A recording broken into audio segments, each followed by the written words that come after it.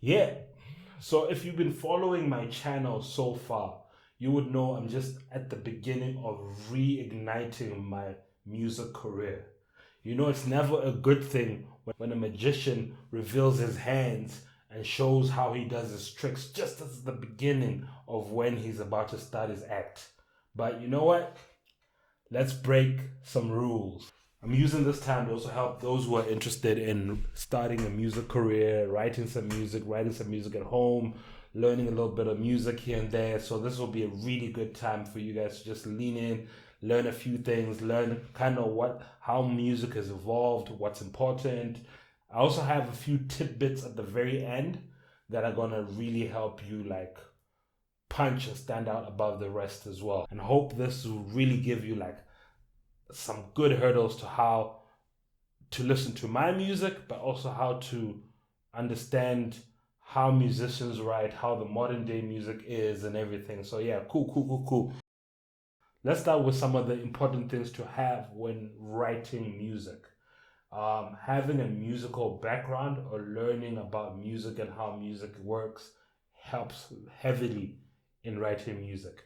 When you understand notes, when you understand sounds, drums, percussions, when you understand how to write, what bars are, when you understand what bars are, what notes are, what keys are, all of this stuff adds very much and helps very much in how you write your music.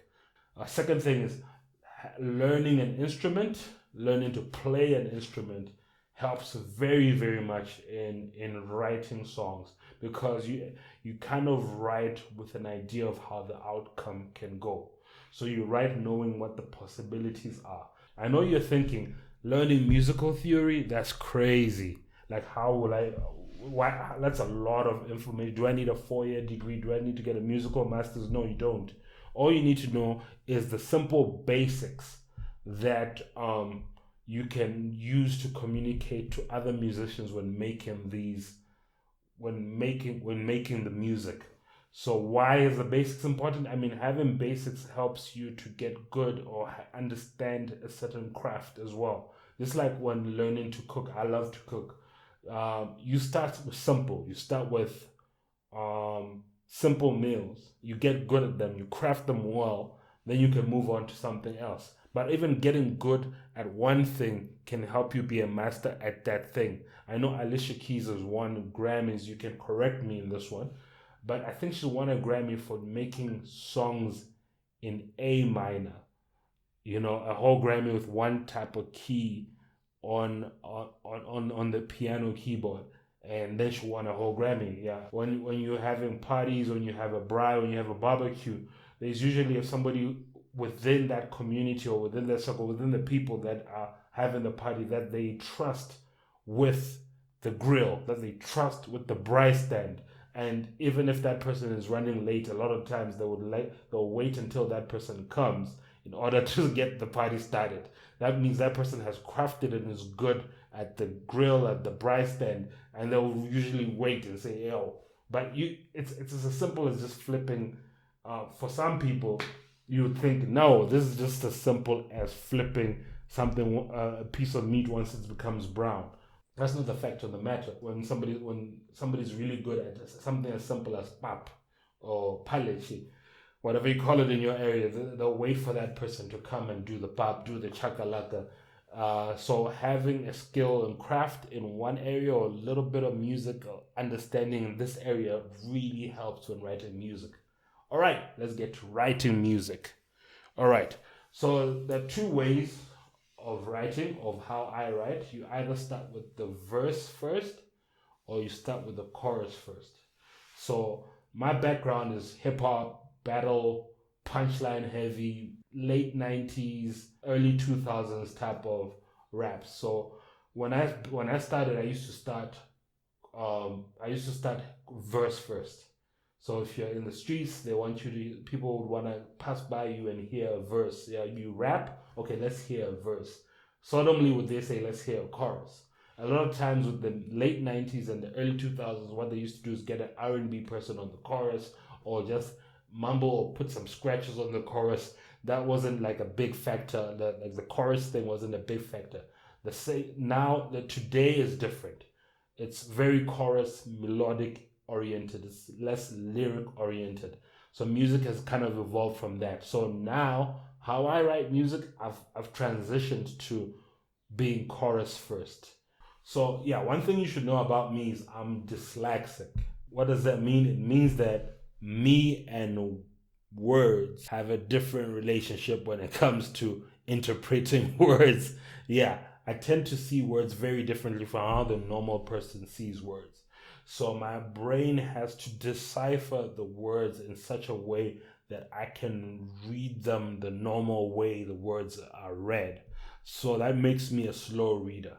So when I say how I write, I don't necessarily really write. I keep a mental note of melodies, keep a mental note of flows, and I do voice notes to remember how the notes and the flows and everything goes. Then I would take a piece of paper, and because I know I read slow, I don't write everything down. Also, naturally, because of my dyslexia, I tend to skip words when I'm writing or when I'm typing. Yeah, so if you ever got a text from me and it's missing some words, yep, that's me. So I would write down what the reference parts of the verse I'm writing is. So I won't write down the full verse. I'll just write down a verse, the reference parts to keep a note. Then with the phone, I'll do a voice note or something. Let's just say spontaneous sessions. So spontaneous sessions, every time we're walking or just talking or doing something, when I get to say something, and I find like it's got a good vibe. Let's just say I'll say something like, "Yo, don't do it like that." I'm like, "Wait, don't do it like that." Whoa, don't do it like that. Yo, don't do it like that. Hey, don't do it like that. I'll tell you, I'll do it like that. Yo, don't do it like that. So that becomes a whole vibe. Don't do it like that. Don't do it like that. Don't do it like that. I told y'all, don't do it like that. Y'all fall back that. Don't do it like that. Don't do it like that. Then I can also just think through and say, oh, hold up.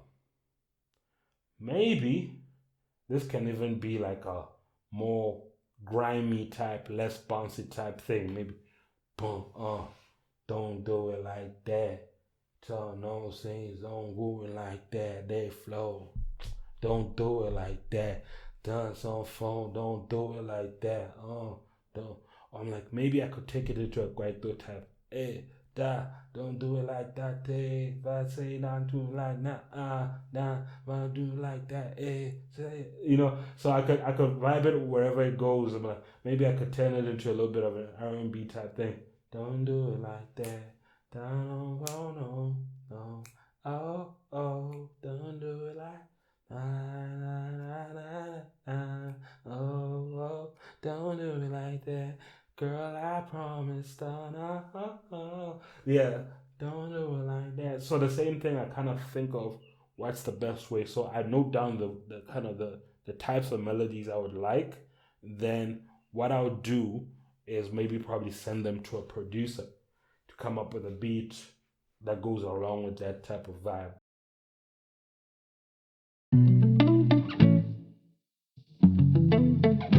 Awe oh, awe oh, awe oh. Okay, nothing ever seems to go okay.